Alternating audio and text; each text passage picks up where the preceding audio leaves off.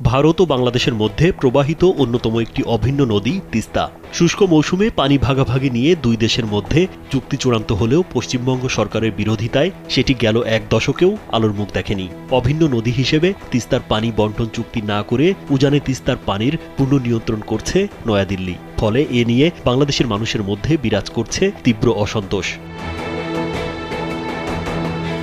অন্যদিকে সীমান্তে বিএসএফ প্রাণঘাতী অস্ত্র ব্যবহার বন্ধ করেনি, পাল্টায়নি তাদের আচরণ। সীমান্তে নির্বিচারে গুলি চালাচ্ছে বাংলাদেশিদের ওপর। ভারতের পেনাল কোড কিংবা আন্তর্জাতিক কোনো আইনে নিরস্ত্র নাগরিককে নির্যাতন করে বা গুলি করে হত্যার বিধান নেই। কেউ অবৈধভাবে সীমান্ত পারাপার করলে তাকে গ্রেপ্তার করে বিচার করা যেতে পারে, কিন্তু ভারত সীমান্ত ব্যবস্থাপনার ক্ষেত্রে স্বীকৃত সব আন্তর্জাতিক দ্বিপক্ষীয় প্রোটোকল অগ্রাহ্য করে সীমান্তে হত্যাকাণ্ড ঘটিয়ে চলেছে ভারত। তাই তো দেশের উত্তরাঞ্চলে তিস্তা নদীর পানির ন্যায্য হিস্সা আদায় ও তিস্তা মহাপরিকল্পনা বাস্তবায়নের দাবিতে ওই অঞ্চলের ৫ জেলা জুড়ে তিস্তা পাড়ের ১১টি পয়েন্টে ২ দিনের অবস্থান কর্মসূচি করছে বিএনপি। তিস্তা নদী রক্ষা আন্দোলনের উদ্যোগে এ কর্মসূচিতে অংশ নিতে দলটির মহাসচিব সহ ১ ডজনের বেশি সিনিয়র নেতা এখন ওই অঞ্চলে অবস্থান করছে।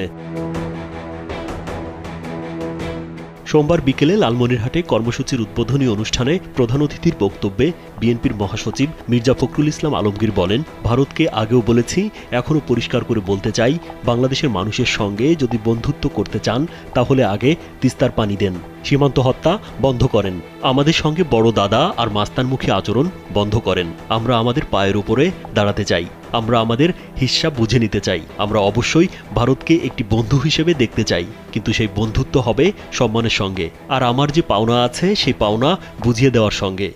ভারতকে পরিষ্কার করে বলতে চাই, আগেও বলেছি এখনো বলছি, বাংলাদেশের মানুষের সঙ্গে যে বন্ধুত্ব করতে চান তাহলে আগে তিস্তার পানি দেন, সীমান্তে গুলি করে হত্যা বন্ধ করেন, আর আমাদের সঙ্গে বড় দাদা মতন যে আচরণ সেটা বন্ধ করেন।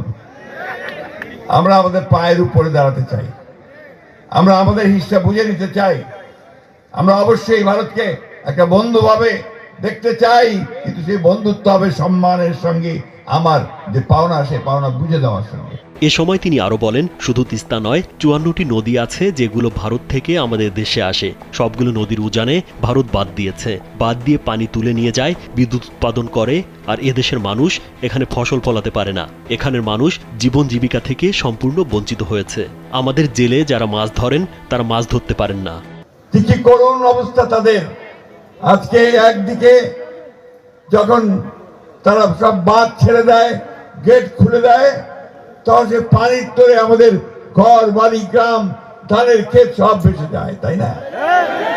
আবার যখন বন্ধ করে দেয় তখন আমার সমস্ত এলাকা খরায় শুকিয়ে খটখট হয়ে যায়।